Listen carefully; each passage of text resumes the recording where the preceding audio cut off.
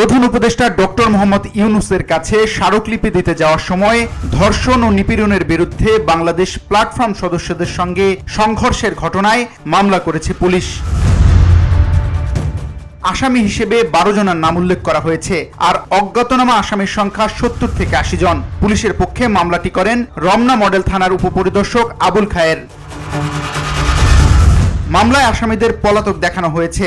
আসামিরা হলেন অং অং Marma, Eden college শাখা সমাজতান্ত্রিক ছাত্র ফ্রন্টের সভাপতি সুমাইয়া শাহিনা, জগন্নাথ বিশ্ববিদ্যালয়ের ছাত্র ইউনিয়ন নেতা আদ্রিতা রায়, ছাত্র ফেডারেশন নেতা আরমান, ঢাকা বিশ্ববিদ্যালয় শাখা ছাত্র ইউনিয়নের সভাপতি মেঘ মল্লার বসু, ঢাকা মহানগর শাখা ছাত্র ফেডারেশন সভাপতি আল আমিন রহমান, রিচার্ড, হাসান শিকদার, শিম্মু আক্তার, শৌকত আরিফ, মাইন আহমেদ এবং ফাহিম আহমেদ চৌধুরী।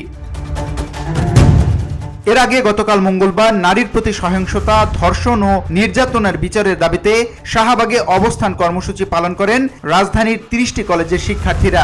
বেলা 11:30 থেকে খণ্ড খণ্ড মিছিল নিয়ে তারা শাহবাগ জাতীয় জাদুঘরের সামনে অবস্থান নেন।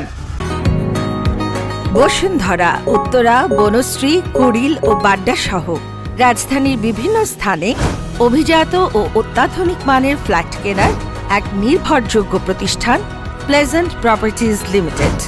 তাই আপনার স্বপ্নের আবাসনের জন্য আজই যোগাযোগ করুন। Pleasant properties limited, where destiny matches eventually.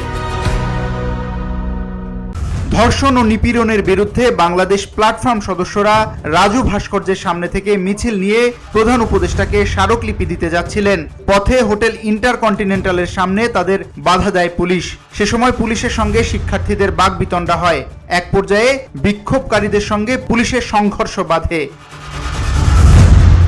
VOD Bangla news desk.